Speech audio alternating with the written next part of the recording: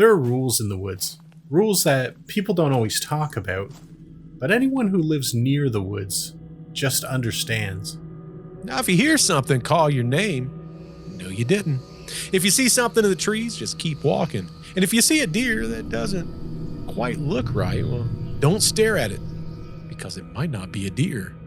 Tonight we're talking about something new, something that wasn't passed down through the generations, but it's growing anyway.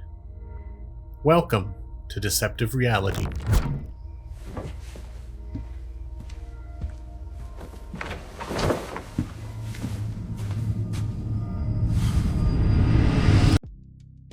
Hey there, Bert. It's time to go on another adventure. You know me and adventures. We love to see them, Nick. Well, absolutely. And after we had so much fun talking about a really famous cryptid last week, Old Big Feet. Old Big Feet, I thought it might be interesting to look into what I'm going to call the birth of a cryptid. Mm-hmm. And we don't often get to see this because usually when we hear about cryptids, it's been going on forever. There's no first few stories. There's just like clusters or flaps, which is our new word. Yeah. Flaps that we've heard about. Dog So this is another flap. So, but this is something. Have you ever heard of the knot deer? Just a little bit from the. For anyone that doesn't know, we typically research this stuff. This is so new that I couldn't find a ton on it. Okay. And probably the stuff I read is probably not accurate. So, Well, it's a little hard to sort it out, but I think you're going to find it an interesting story. And for our journey, I'm going to take you to a place that you're probably heard a lot of times from me that I'm kind of obsessed with. I find it a very mysterious place. Ooh. And that's the Appalachia. Oh, the Appalachians. That's where they make moonshine, Nick. They do make moonshine. And I mean, they used to have a lot of booming industries, but in later years, it's sort of wound down there. And I've seen a lot of documentaries about almost like ghost towns and poor folks struggling to get by. But I really want to visit there sometime because it's supposedly a very beautiful place. Like imagine this. This is on our journey. We're going to huge mountain ranges with deep, thick forests that you can't see through. Some might almost say that sound travels weird or differently through them. Mm-hmm. There's people who live in little crevices in the mountains and things called hollers. Yep. Which I think is really cool. In the mornings, mist covers everything. Yep. Very beautiful place. Very friendly people, I've been told.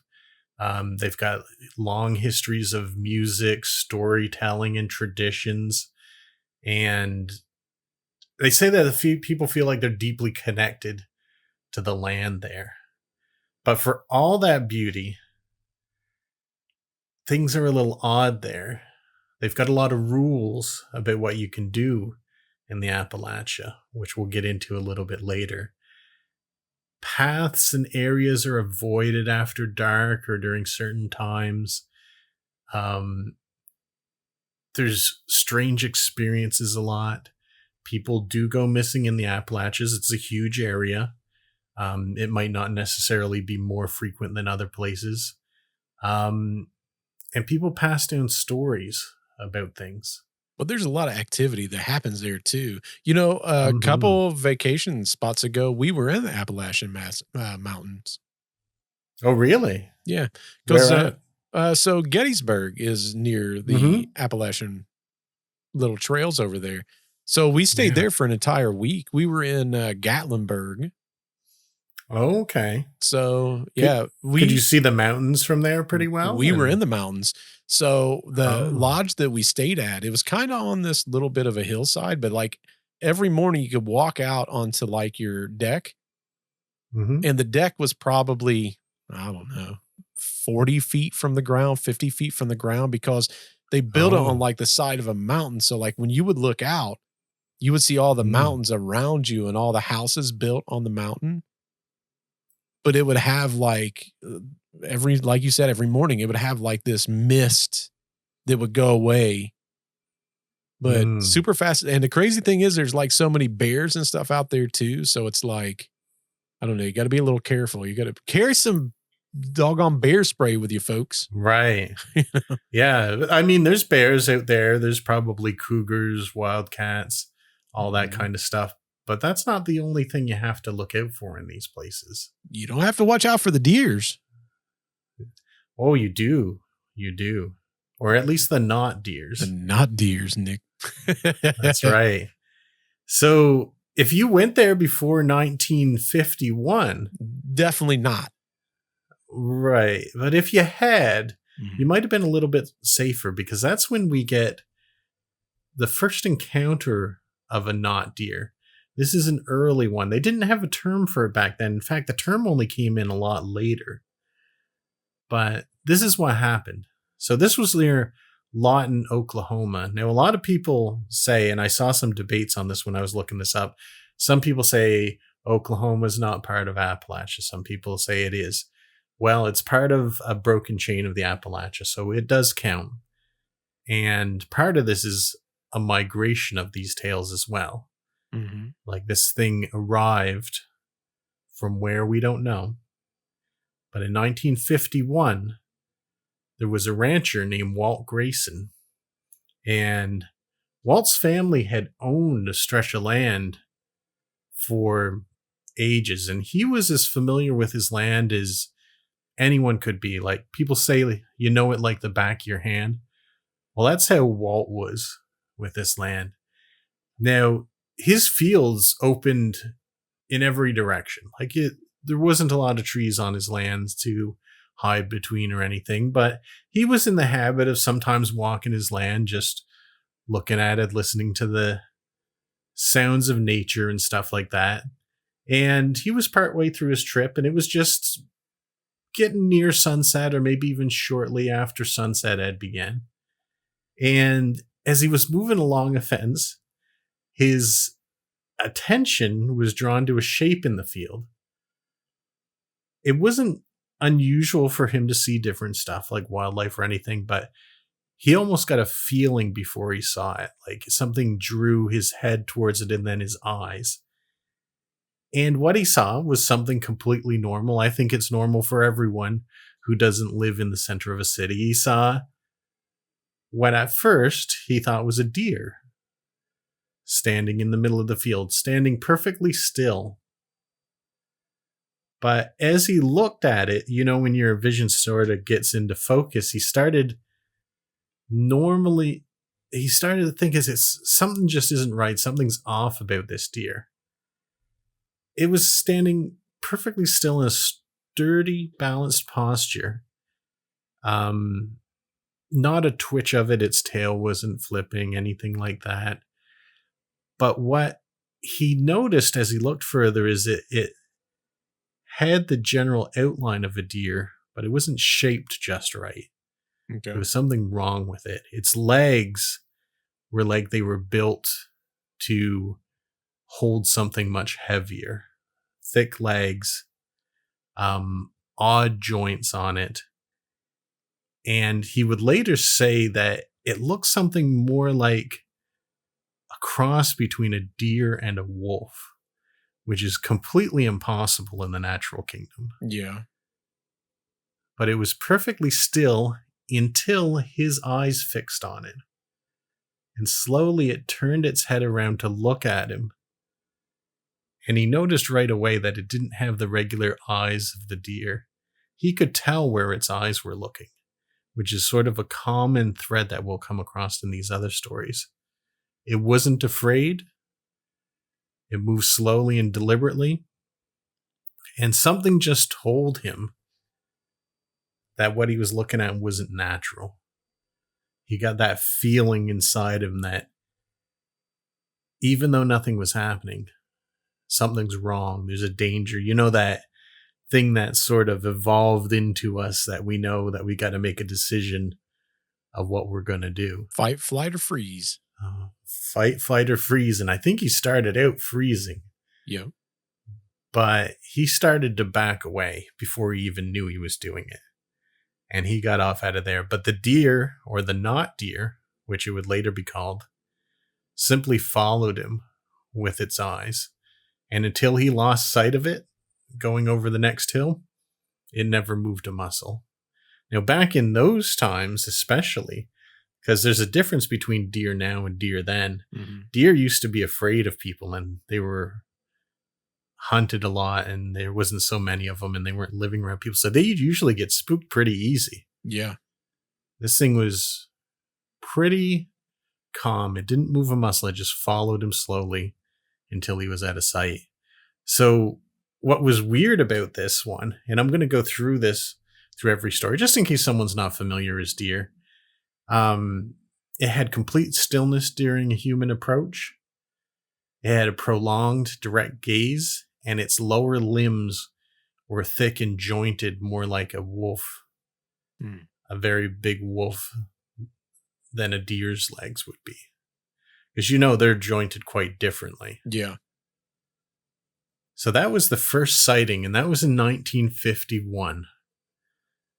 Now, on its own, that's pretty scary. Yeah, sounds scary. But although it had never happened before 1951, it kept happening. And we had a couple stories between the 60s and the 70s. In fact, I didn't know about this magazine until recently, and apparently it's still going on today. But have you ever heard of Fate magazine? I'm glad you asked me a question, Nick. I know about them. You know about them. Look at that. Look at that stack. Fate magazine. Fate magazine. That's yeah, this has been going on a long time, Fate magazine. It actually started in 1948, if you can imagine. That's crazy to me. Did it always maybe you don't know the answer to this. Did it always do the same thing where it kind of talked about weird stuff, or did it start as something else? No, it was always that. Its focus was true accounts of the strange and unexplained. Yeah. That was sort of their motto. So it was founded in 1948, and it was monthly for the longest time. But with the advent of digital media and stuff, it switched from monthly to quarterly. But it's still a paper magazine to this day. And they cover topics like UFO sightings, cryptids, which is what we're talking about, ghost encounters, psychic phenomena, odd animal reports. So this sort of hits two bells with us. Yeah, it does. But yeah, its tagline is True Reports of the Strange and Unknown. And it's funny that you have those, because I'd never heard of it before, even though this would have been right up my alley. Yeah, for sure. I got them because of my parents. My parents was sitting on a ton of them. Yeah. And one day they was like, hey, do you want these magazines? I'm like, heck yeah, I do. Man, that's awesome. If only they had one from March 1971. I know. Because that's where this story appears. So this one is in the Allegheny National Forest. We got a national park that if people go back and watch our stories, they'll know that there's some kind of pattern with these. Mm-hmm. So Allegheny National Forest, Pennsylvania. And this one happened in the late 60s, but it was documented in Fate magazine in 1971. And it was an unnamed hiker, and it was late afternoon approaching dusk. So sort of like the same time frame. And I'm going to read a little bit of this just to make sure I get it right. But the hiker had been walking along a narrow trail through Allegheny National Forest, the path curving gently through dense trees that filtered the last light of afternoon. The forest was quiet that day. At the time, he hadn't thought it was an unnatural quiet, but the sound was fading gradually until he finally noticed that only his footsteps remained. So when we were talking about Bigfoot last week, we talked about the dark forest where if everything's silent, either you're the danger or something else is and you're in danger. Yep. So it sort of faded gradually. So he was heading towards something is what I take that to mean. So he rounded the bend and a deer stepped into view. It looked like what he expected upon initial search, but the thing that concerned him almost right away is when it was moving it was moving unnaturally. Somehow, its body wasn't moving in sync with its legs. It would move its legs to a new position and then almost pull its body up to match, which is not how animals move. No. Deer are kind of graceful most of the time. Mm-hmm. But this would do foot, foot, foot, foot, move body forward kind of thing, which would definitely put me off. Yeah, it'd be a little weird. But he paused and just sort of dumbfounded and watched it cross the trail. The very first step drew his attention, and each one after that, he couldn't look away. It was a very precise movement, but it's like each part of the deer was moving completely independent from the brain. It was almost like something was learning how a deer should walk, as opposed to just moving naturally. The timing between the movements created a rhythm that felt deliberate and measured, but completely uncanny. I think he later described it as almost like a clockwork machine, like, you know, those automata that move. Yep. Something like that. But it was very careful in maintaining that upward motion as it moved forward. After a few steps, the deer came to a complete stop suddenly in almost a jerky fashion. As it paused, it turned its head unevenly towards him and met his gaze. And once again, it wasn't like deer eyes. You could tell where the eyes were looking. So it met his gaze, not just looked in his direction, but met his gaze. Now this time, he froze. There was no flight this time. And he came real clear into his mind that it is perfectly silent between him and this creature, and they were just locking eyes.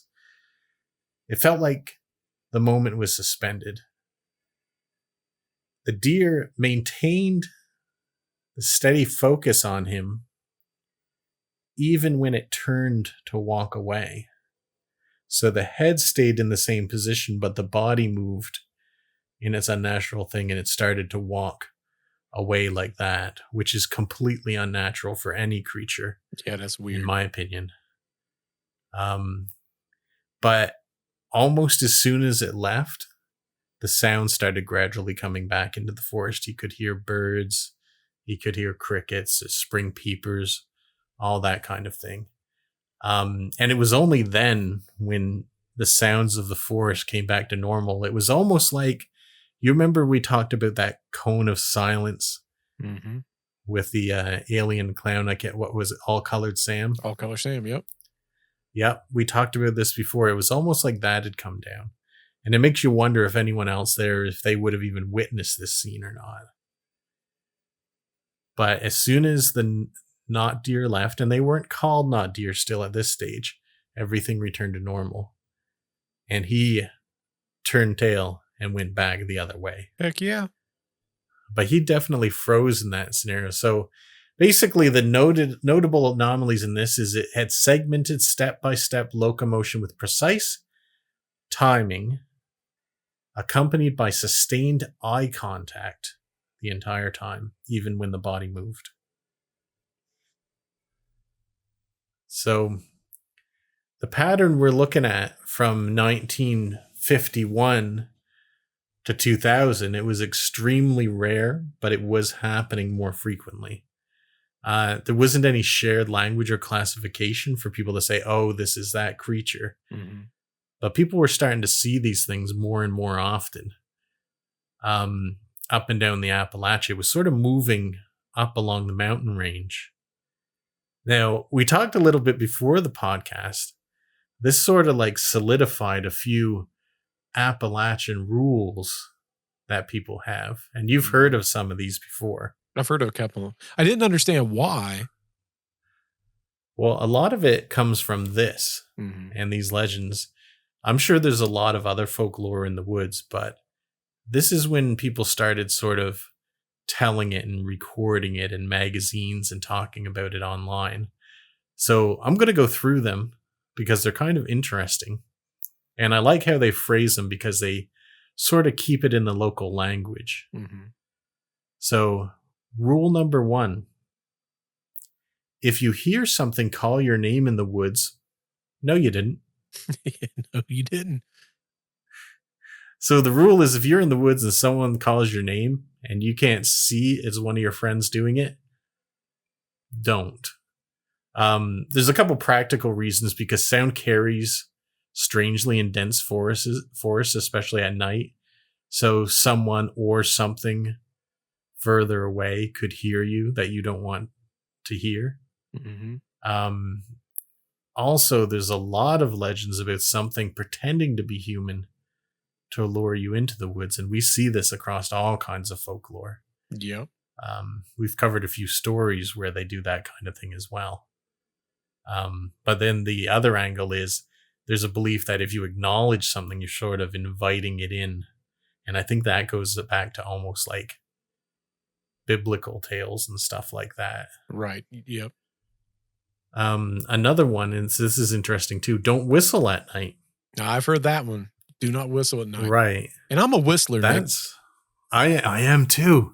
Mm-hmm. I gotta avoid doing it at night because this is from all over the world. In fact, like in India, they say if you whistle at night, it calls snakes to your house. Yeah. Isn't that insane? It is. But whistling travels far. That's the practical thing. Signaling your location. In folklore, it's said to summon spirits, creatures, or bad luck. And in the worst cases, if you hear a whistle back, then you know you're done for. Mm. This one's probably good advice in a regular world. Don't open your door if you hear knocking and you don't see anyone outside. You know, it's interesting because that kind of fits in the same thought process like the Black-Eyed Kids to a degree. A lot of this would be good advice Mm-hmm. against the Black-Eyed Kids. And I think a lot of modern cryptids, because I guess we could consider Black-Eyed Kids a cryptid as well. Yeah. Or am I using that too loosely? Nah, I think it would fit into the category. Yeah. Because a lot of people think they could even potentially be something like a skinwalker, which fits into the cryptid category. Right. And which technically, I guess, skinwalkers could kind of fit into this also, I guess, to a degree, kind of. That's what I initially thought too. And I still kind of think that, but there's been a lot of debate on this. And they say that this is definitely something separate from the skinwalker. Huh. For a variety of reasons. Is this also in Native American folklore? This is not. Wow. Okay. This is a completely new thing that appeared in 1951 and has been recurring since.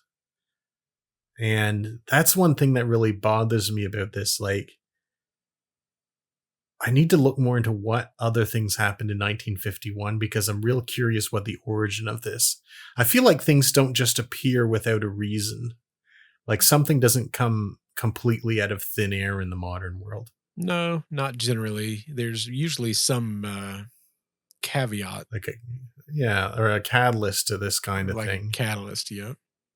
Yeah, so I wish I had time to look more into that, and I might do that, and we could do an update sometime. Yeah. But yeah, it just appeared there. I think the skinwalker thing was definitely native folklore. Yeah, it was definitely in there. I didn't know if it was maybe, you know how some things will say, oh, well, you know, this society called it this and this society called it that. I didn't know if it was the case like maybe Native Americans had something that kind of fit the same and they're like, oh, it's the same thing. Kind of like Native Americans with Bigfoot. They had like a completely different terminology for, like, they don't call it Bigfoot. They call it, forget what they call it, but basically the same premise.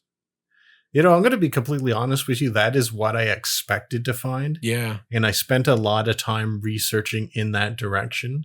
Mm-hmm. And we weren't the only ones. Like a lot of people had put that forward, but there's just pages and pages of writing on explaining why this isn't related to any older folklore. That's like super fascinating. Isn't it though? Because everything usually relates back to something. Now, a lot of these rules do. Yeah. But some of these rules existed pre not deer and are sort of more being passed around because of it. Mm-hmm.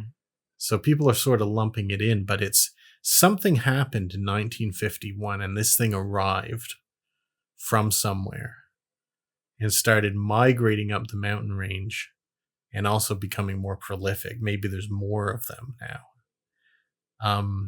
And I was going to get to this a little later, but I think this is a good time to talk about this. If something were here and it was trying to blend in, think of John Carpenter's The Thing. Mm-hmm. Where something comes from outer space and it tries to mimic people, animals, that kind of thing, and remain undetected. And one of the ways it does its best is when it mimics the dogs. Right. Because the other dogs knew right away what it was. They cowered away from it and all that stuff. But people couldn't tell.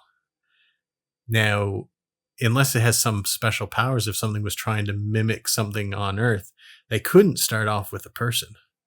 Right. Because they just wouldn't get it right. We're so much more complex than other animals. But what's an animal that, generally speaking, people are happy to see, don't mind if it's near them? Like I don't know about you, but yeah, a deer. Yeah. Like they're common in, like they come into cities and towns. Mm-hmm. They're common in the woods. When I was younger and they weren't as plentiful, we used to go in the car with my parents and look for deer. People feed deer, right. Although it's illegal in this town to do that, but people feed deer. Like people want to touch them. People aren't generally afraid of deer, at least until this episode comes out. Yeah, no doubt. They have also not been out there during rut, apparently. Right. But I mean, what a perfect animal to try to mimic. But they're not getting it quite right in those times. Not getting it quite right. But yeah, a lot of these apply. So if you don't see something at a door, don't open it. This one, I don't know if it applies very well, but one of the big rules is cover your mirrors during a death. Have you ever heard that one before? Yeah, but it's always typically about letting spirits in. That's right. Like back during funerals, they used to do it all the time because they didn't want the souls to get trapped inside the mirror. Right. But also with witchcraft, they typically point mirrors towards each other because they see it as a portal. Yeah. And that's sort of what this is too. There was a lot of Appalachian folklore that came from Scottish and German immigrants that sort of brought it through. And so the Scottish had a lot, I know for a fact, of those kind of things. So this prevents the soul from getting trapped or confused, just like you said. It also stops spirits from using mirrors as a doorway. So some people, rightly or wrongly, tying this back to native legends like we thought that this might be a spiritual creature, but most agree it's not. So I think that's why this rule's on here. Dogs barking at nothing means something is there. Now, this one in particular, you've got dogs. I've always had dogs growing up. This is true. Yeah. Something is there. Now, it doesn't have to be a supernatural something. But dogs generally are hearing something, smelling something when they bark. And I think we talked last time, dogs could smell things up to 8 miles away. Yeah. Which is insane. So, yeah, this is a true thing. But also through folklore, dogs can see spirits or entities. And this is especially true if they're staring at one spot. So if your dog starts behaving that way in the Appalachia, you better turn around. Don't bring things back from the woods in most cases. Particularly true for bones, marks, stones, or handmade objects, because you might bring something with it. Yep. That's also the same as, oh, you know what? That would actually fit too. The Bell Witch Cave is the same way. They say Right. People's been haunted by bringing things back from the Bell Witch Cave. Yeah, exactly. So that one fits there as well. Isn't that part of the Appalachian also? Yeah, it definitely is. Yeah. Huh. It definitely is. The next one is if you see something. No, you didn't. No, you didn't. No, you didn't.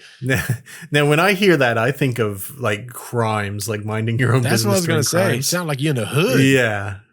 Right. It does sound like that. No, you didn't. Nope, exactly.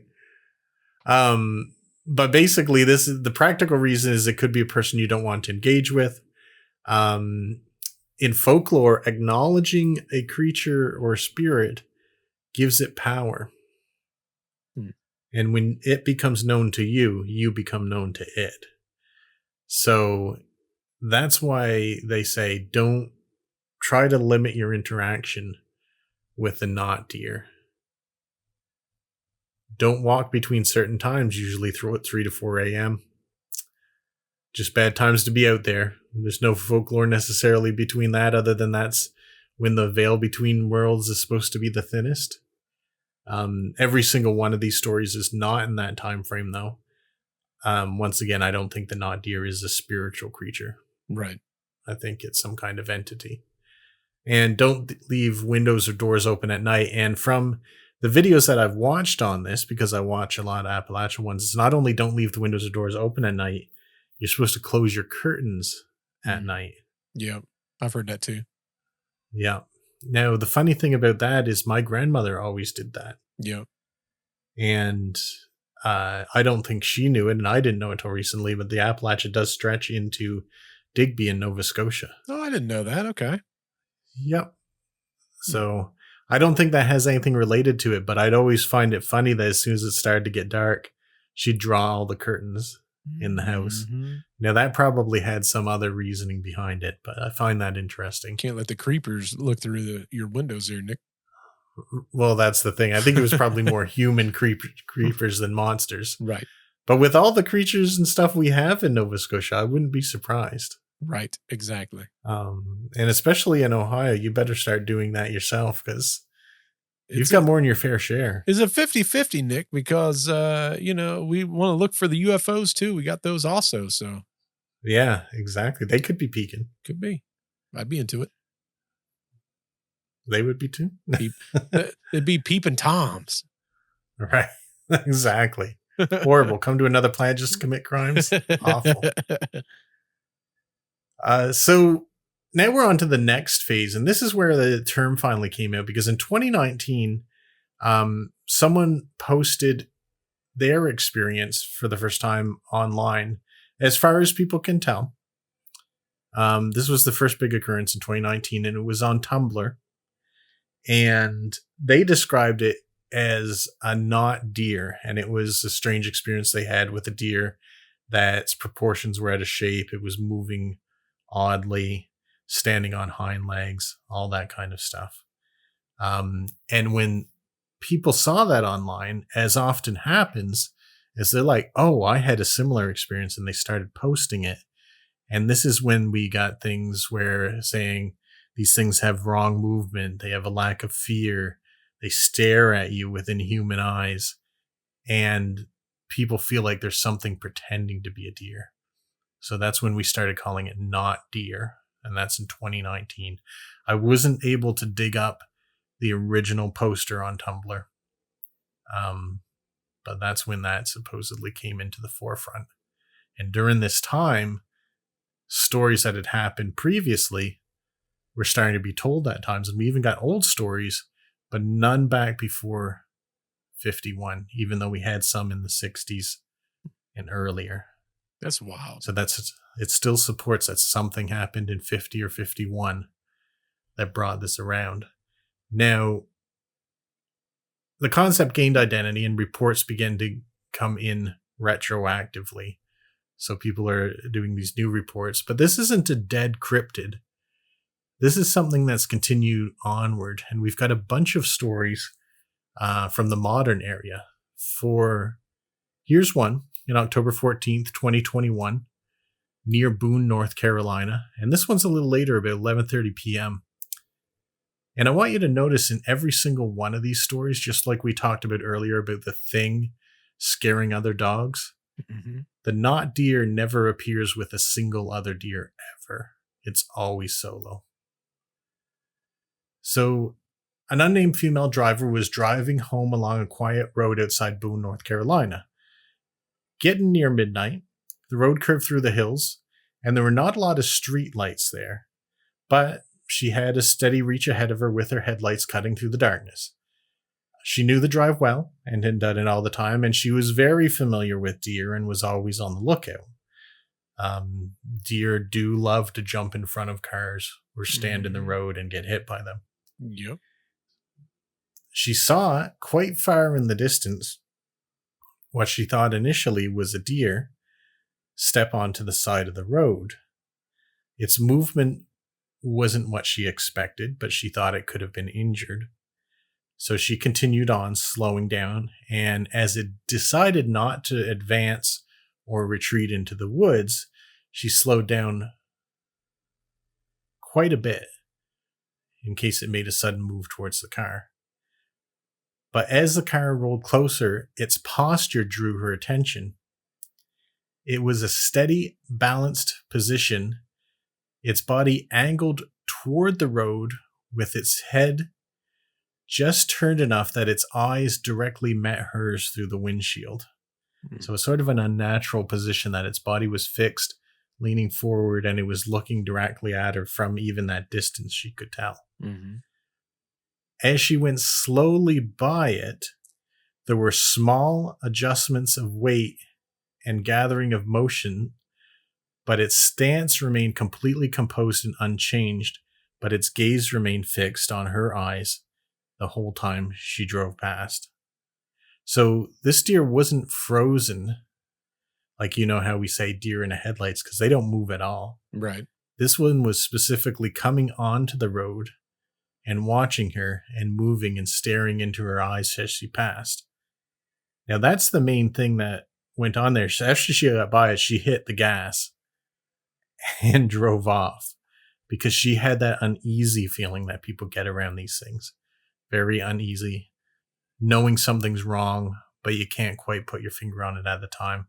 So the anomalies here were the sustained eye contact, complete stillness under direct approach, except for the head, with no change in posture before or after passing.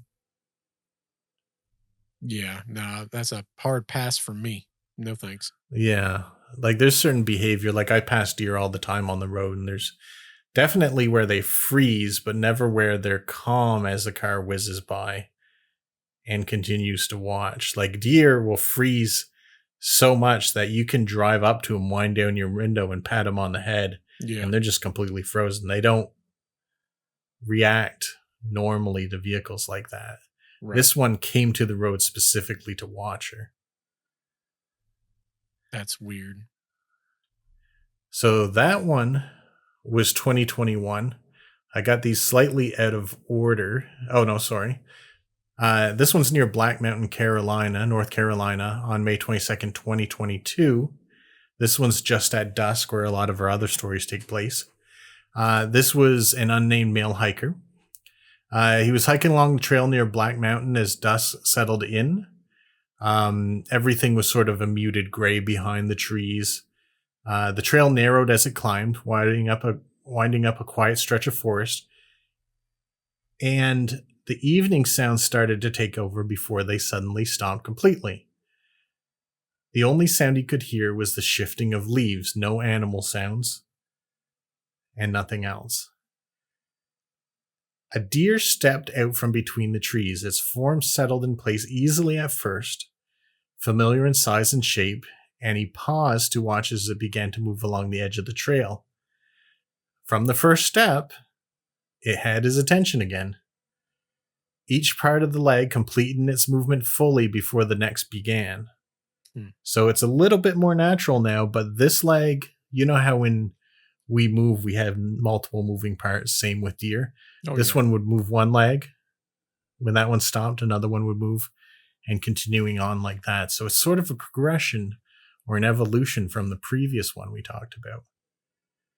He stopped walking and focused on it. I don't think from what I'm reading that he was as scared, but he was just sort of like, what is going on here?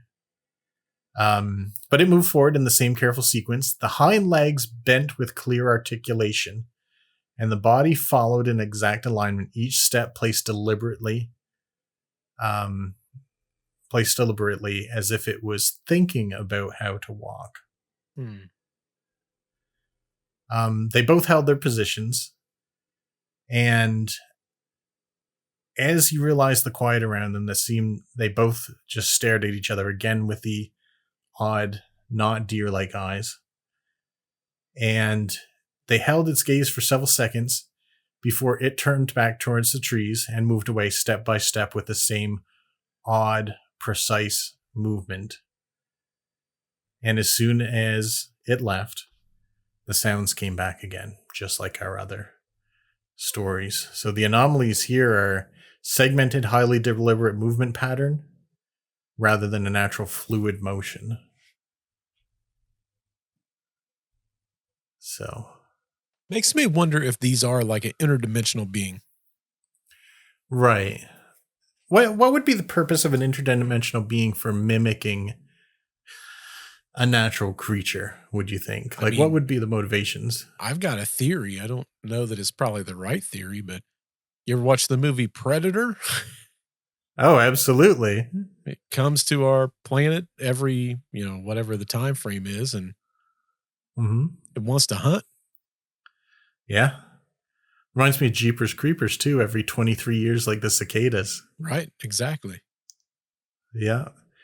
So you think it might be hunting people?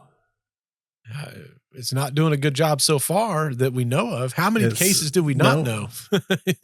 Well, this is the thing. And I looked up as part of this because I knew this would come up, whether there's an abnormal amount of disappearances in the Appalachia. Yeah. And the consensus is that in the Appalachia in general, no.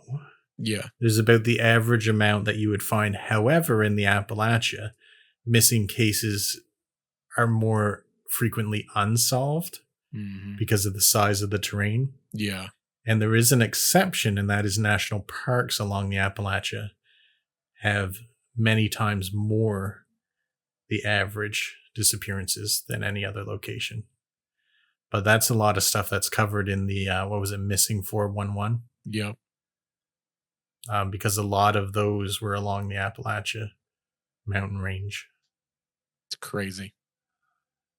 Now, it's interesting that you brought that up. I'm not going to go through all these stories, and you can go online and find them all on there, because in the interest of time, I want to get to these 3 ones that really show its evolution. Because I think that this entity's been watching us and observing us in the form that they think that it can get closest to us without being noticed or without alarming people, although that's not really working. People are getting alarmed by this. Right, yeah.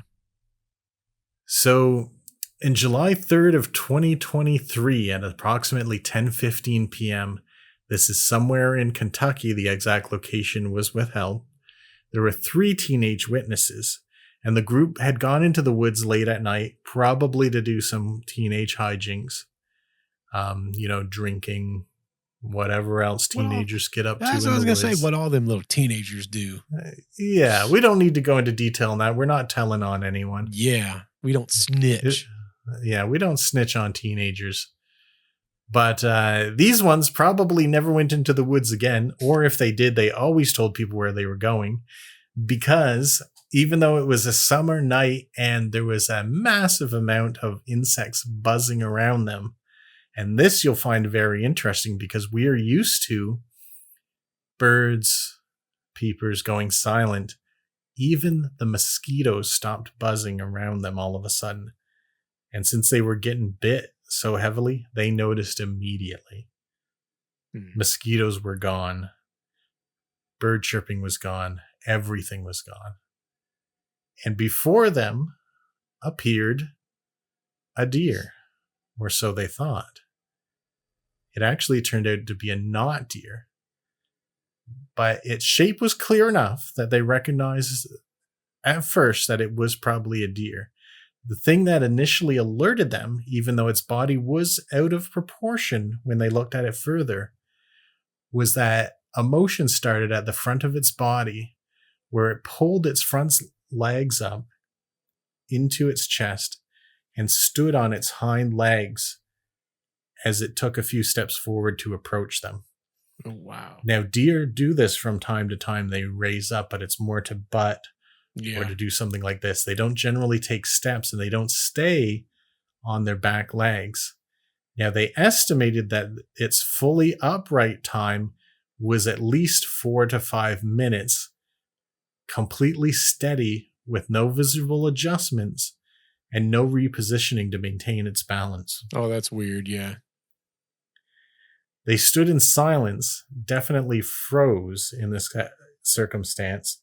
And then, with the same controlled motion, it lowered its front of its body and back onto its legs, almost as it had supernatural muscle control, because it only unfurled its front legs when it approached the ground.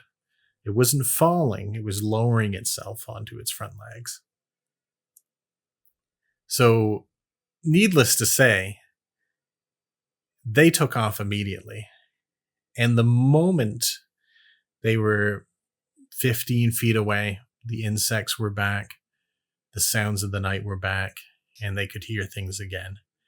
They reported this to their parents, and unfortunately, at the time, it was very unlikely that they reported to anyone else because fear of ridicule. Yeah, for sure. But later on, when these stories started appearing online, people got a little more brave to share in those communities. Even me, what would I tell a police officer about that? I don't know that you could. Really, there's not. So that was one of the scarier ones until we get to last year. And last year marked a notable change in the evolution because they had got their proportion better. Mm-hmm. So they looked more like deers because they started off looking a lot like a cross between a wolf and a deer. They sort of solved that. Then they got the motion better. But now they're starting to walk upright when people see them, which is kind of odd. It's almost like they've gone past the deer thing and they're starting to learn human behaviors. So we got to March 2025 in Eastern Kentucky. And this is about 8:30 p.m. And it was a female witness. She had stopped outside her home in the early evening, standing near the edge of a wooded area behind the property. The air was cold, with sound traveling clearly across the open space. As she stood there, she heard a voice call out from the trees, and immediately all other sounds ceased. The words were recognizable, simple, and direct, but the delivery held a strange quality, each syllable placed with equal weight, without the rise and fall that normally carries emotion or urgency. So not how people talk. Mm-hmm. And it said, "You out there, come here." Mm. And she turned toward the sound and focused on the tree line, and all she could see there was a single deer. That's weird. And its body removed completely still, which you'd think it would get scared if there was a voice coming from its direction in the woods with it. Right. But it just stood there, and its gaze was directly on her. She could even tell from her distance that it was looking directly at her.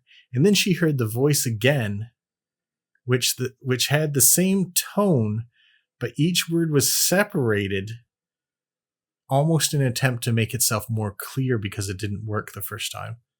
"You out there, come here." And these are common words that you hear on trails, on hiking trails, that kind of thing. But luckily for her and for us, because we might not have heard this tale, She definitely went back inside, although it kept repeating the words she could hear from inside the house for a few minutes later. You out there, come here. And this is the first case we've got of vocal mimicry. You know what's interesting about that? What? It's a couple years ago. I had seen these cases that was popping up, and I think it was in the Appalachian mountain range again. And it was maybe like 2 or 3 years ago, maybe. I was looking at it to do potentially like a podcast on it.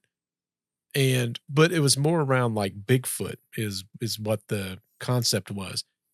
But what they said was that people in the mountain range or the forest area would notice they would hear what sounded like adolescent or women screaming in pain. That would be a very good trick to get someone to let their guard down and approach. Right. The reason they thought it was like a Bigfoot is because when they wouldn't go, they would start hearing the knocking on the trees, thumping and on the stuff. trees. Yeah. And they Interesting. almost thought it was a case where it was like calling out or giving it a different concept. But to get, their guard down, it was, hey, let's mimic the sound of humans getting injured. And the only thing that was somewhat worrying about that is it said, how would it know what it sounds like unless it had heard humans screaming like that? Man, that's extra scary. I didn't even put 2 and 2 together until you said that. Yeah. That's something we don't want people mimicking or creatures mimicking. Correct. Because what have they been doing? That's what it reminded me of when you told that story, because it would have had to have heard somebody say those things to mimic it back. Right. But what if it wasn't Bigfoot? What if it was maybe like a not deer that was doing the same thing? This is the thing. Because in those cases, they didn't see the thing. They only heard the thing. Only heard it. And a not deer could definitely create those knocking sounds, which would probably travel a long ways if they were able to silence everything else as well. Right. Exactly. Now, in these stories, it's clearly trying to mimic people and trying to make them approach. Now, the interesting thing about that is, why does it need the person to approach them? Could it not run them down very easily? For the same reasons that we have animal calls when we're hunting. I think this is a hunting thing. I honestly do. That's the way it feels. Yeah. You've kind of won me over to that, and I'd not thought about it before. But it does seem like a hunting tactic. Like they've tried a number of things, like just standing still, watching us, approaching us. Then maybe it wonders, do they feel more comfortable if we walk on our hind legs like they do? Right, exactly. And then it's like in the woods on the trails, we hear them call out to each other, you out there, come here. Right. Or, hey, Exactly. that kind of things. So it's trying to learn our behavior. And I know I bring this up so much, but the episode, was it the Sudbrink one where he was getting those calls? Oh, yeah. The weird calls. Yeah. How it was using words he had used before to try and figure out how to speak. Right. That's what this reminds me of. That's what I'm saying. And that's what I find extra scary. But all these things, they interconnect. That's what I'm saying. No matter what the cases are, they somehow always interconnect. Yeah, exactly. But now that you mention it, this does feel exactly like a hunting behavior. They're using calls. Maybe they've got, human sense or something that they're going to try next. Well, think about it. They've tried walking like us, talking like us. But think about it. They used the most docile animal like a camouflage. Right. Like people try to pet deer. Right. Exactly. Like what other animal in the woods do people try to do that to? They don't try to birds or squirrels because those just are too hard to get. Right. They've probably seen people approaching deer, trying to sneak up on them with cameras. People love deer. Right. People travel to see deer. When they appear, no one runs away. Not only that, but we hunt deer. Like, we'd be very comfortable because we're the danger to them. Correct. We're the predator. Yeah, exactly. Now, I wonder what happens when a predatory human, aka a hunter, meets a predatory not deer. Is that what they're hoping for? I think that's what they want. I think this is a case of Predator, Nick. It really seems like a case of Predator now. Mm-hmm. And they're wearing better camouflage than the Predator had. Correct. Because people like to go near deer. Right, exactly. So I'm only going to tell one more tale, and then we'll talk about a little bit of connecting things. But this one happened on June 2025, so very close to the other one. The other one was March. This is June, so these are escalating quite a bit. There's a few in here I didn't tell in the interest of time, but this was a hiker on a trail. He was moving along the Appalachia Trail in the Tennessee section in the early evening. These all seem to be happening most at the same time, but I think it's because the people in Appalachia do not go in the woods at night. Yep. The forest has a soft, steady atmosphere and sound moving easily through the trees until he passed into a section that had slightly fewer trees where the sound stopped silently. When he rounded a bend, he heard a voice somewhere off to his left, close enough to feel immediate. It said, "Hey, wait." Mm-hmm. Something you hear off and along the trail. He stopped and looked around for the source, and finally his eyes rested on a deer between the trees at a short distance from the trail. We're talking maybe 15 feet tops. Mm-hmm. It had its posture remained completely composed, its head oriented toward him as he listened, eyes locked on the deer, and once again the eyes seemed unnatural. The voice came again, clear and distinct, through the deer's position, although there was no visible indication that the deer was making the sound. And it said once again, the common trail phrase, "Hey, wait." Now this was close enough to catch him for sure, but it was trying to lure him off the trail. He watched closely, focusing on the alignment between what he heard and what he saw. The sound settling the space around them, while the figure remained steady in pace. After a few seconds, he stepped back onto the trail and continued moving forward, leaving the area, and it immediately stopped calling towards him. So it seems like it wanted him to go off the trail even that little bit, because we're talking 10 feet, 15 feet away. Oh, yeah. But it had been watching the trail, and it had heard a lot of people probably say, "Hey, wait," because it never says in any of these stories anything other than these short sentences between strangers. Right. I don't know. So, yeah, it's got some awareness. I think it's a hunting thing.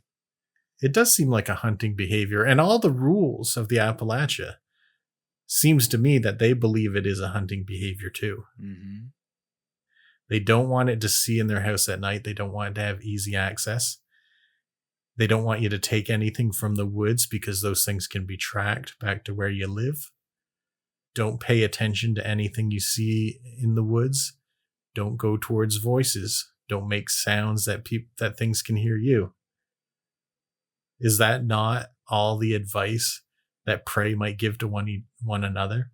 It's no different than what I tell my kids when we go out in public. Hey, stay near me. Don't get out of my eyesight, right? Because you're trying to protect them from a predator. It's the same concept.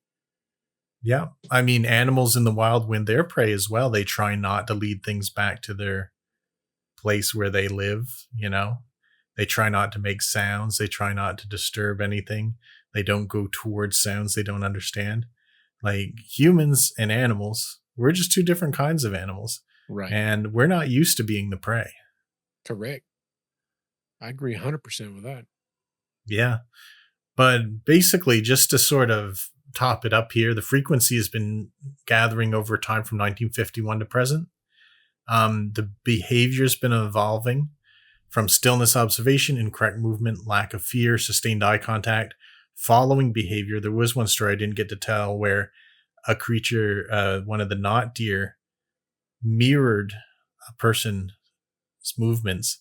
So if the person moved forward, it moved forward. If he moved left, it moved right. If he moved right, it moved left. If he moved forward or back, it moved forward or back. Oh, that's weird. So, yeah, they're doing all kinds of mimicry report. Now, there's some theories. I personally like the one you came up with, that it's trying to learn to be a better hunter of us. But have you ever heard of chronic wasting disease? Oh, yeah. It's huge in Ohio. We have a lot of CWD here. Yeah. Excuse me. It happens when the populations get too high. Yeah. I have no data whatsoever on what the populations were like in 1951, but I feel like they were more spread out at the time. So it probably would be less likely. But in those, they do get erratic movement and they do get a lack of fear. Not this past year, but the year before, when the populations got really high in this town, I saw one and it was behaving violently towards other deer. Wow. And it did have some deformities, but this wasn't calculated unnatural movement. This was diseased, dangerous movement. Mm-hmm. But what chronic wasting disease doesn't explain is the following behavior: the upright stance, the repositioning, the staring in the eyes, all of that. The talking. Doesn't explain. The talking doesn't explain the talking at all. It doesn't Guys, explain that at all. Hey, wait. Right.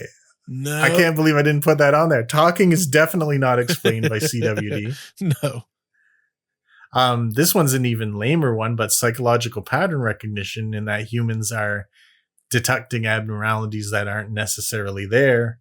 But again, that doesn't explain the talking. Mm-mm. The stepping on the hind legs, the body's out of proportion, the following behavior, all of that. But then we have the behavioral mimicry hypothesis. And this is the one that people are saying something is imitating deer and it's improving over time. And the early cases had poor imitation. Later cases had improved stillness, but had trouble mimicking moving behavior. And the recent cases have interaction, positioning, and evolution to human mimicry. Yeah, exactly. So I think we're on the same page that this is something learning to hunt people, and we're just not prepared for that. Nope. Listen, all y'all at home, you ready to get stalked by a not deer? I know I'm not. I don't know about you. Not deer for me. Yeah, not deer here too. Hopefully y'all enjoyed the podcast. We want to know in the comments down below, do you know about this case? Is anybody from the Appalachian? Have you seen stories like this? Or potentially, did you see the episode 1971 of Fate magazine where it talked about these things? Kind of want to get my hands on that thing, to be honest with you. Yeah, keep that in mind. March 1971. We need to get that book. I looked it up. It's $15 on eBay. Oh, I'm going to order that then. Not if I order it first. eBay's first come, first serve, Nick. Fine. You win this round. But hopefully y'all enjoyed it. Listen, wherever you listen to your podcast, please be sure to give it a thumbs up. Also, please be sure to tell your friends. And if you could do anything for us, I'd appreciate it more than anything. If in the comments down below, if you've made it this far along, just tell us what the most interesting part of the whole not deer is. I know a lot of people goes, oh, it's so corny. People ask for comments down below. It just helps us grow, helps us thrive, helps us keep moving. It helps YouTube find other people that's much like yourself that might be interested in our podcast. So if you could do that, we would definitely appreciate it. 2 thumbs up from the old Bert. If y'all are ready, who wants to see us open some? I do. Down to 2, Nick. I'm going to do something down to 1. I've never done on a podcast ever. And I want everyone to see this. I'm going to put my hands on the side of the box. I'm connecting with the box. I think I know what's in here, Nick. I believe there is a gremlin in this box.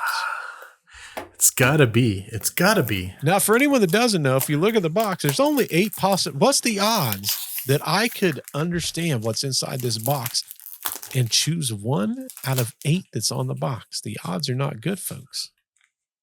They would make me almost like a superpower, really, if you think about it. It would be. It's not that you've bought so many of them. No, it's not that at all. That it has to be. Exactly.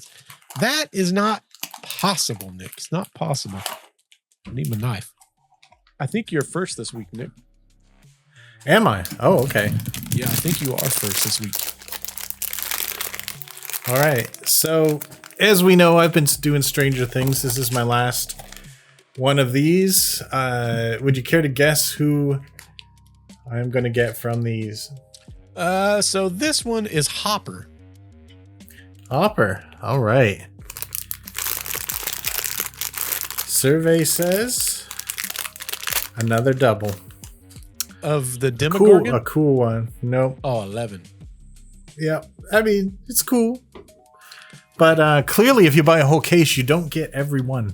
And ladies and gentlemen, introducing the Gremlin. The Gremlin. That does not look at all like a gremlin. Dang it! 3 of them? They know how to keep us buying, Bert. That's crazy, man. Eventually, listen, I'm going to get this right. But thanks for everyone to stop by. Hopefully y'all enjoyed it. Until we see you in the next podcast. Goodbye. Beware the not deer. Beware the not deer.